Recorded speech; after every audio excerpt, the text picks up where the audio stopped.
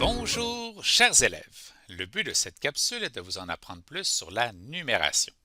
Sachez que notre système de numération est un ensemble de symboles que nous nommons les chiffres qui permettent d'écrire des nombres.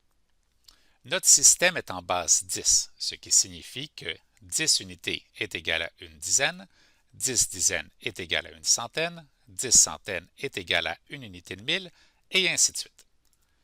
Vous devez bien distinguer ce que sont les chiffres et les nombres. Sachez que les chiffres sont des symboles qui permettent d'écrire les nombres.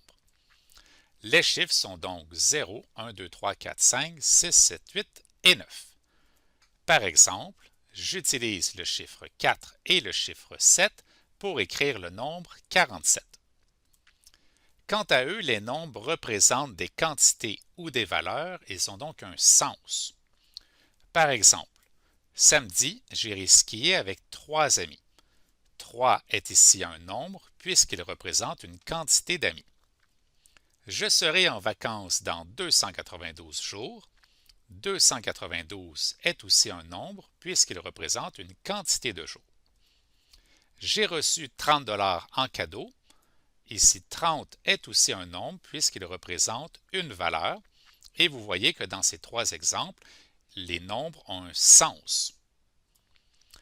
Voyons maintenant le tableau de numération qui nous permet de trouver la valeur de chacun des chiffres dans un nombre.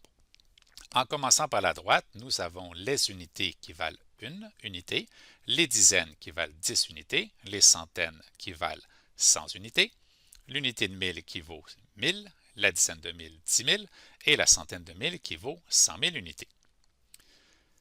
Voyons un exemple à partir du nombre 487 392. Je vais tout d'abord indiquer ce nombre en plaçant correctement chacun des chiffres selon la position de sa valeur et pour trouver sa valeur, en commençant par les unités, le chiffre 2 qui vaut 2 fois une unité a donc une valeur de 2. Pour la dizaine, j'ai 9 fois 10 qui vaut 90 unités. Aux centaines, le 3 vaut 3 fois 100, donc 300 unités, et ainsi de suite. Le 7 vaut 7000, le 8 vaut 80 000 et le 4 vaut 400 000. Voyons quelques exemples de problèmes liés à la numération à partir du nombre 167 238.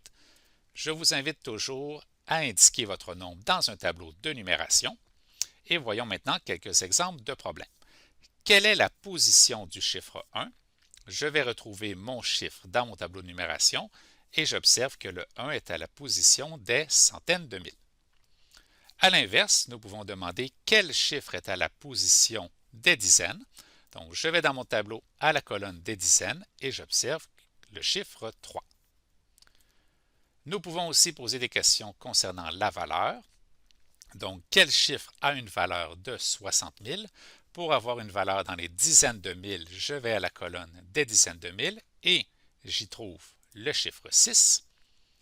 À l'inverse, quelle est la valeur du 2? Je trouve le 2 dans mon tableau qui est à la position des centaines, donc il vaut 2 fois 100, donc une valeur de 200. Et voyons un dernier type de problème qui demande, comme dans cet exemple, combien y a-t-il de dizaines de mille dans ce nombre?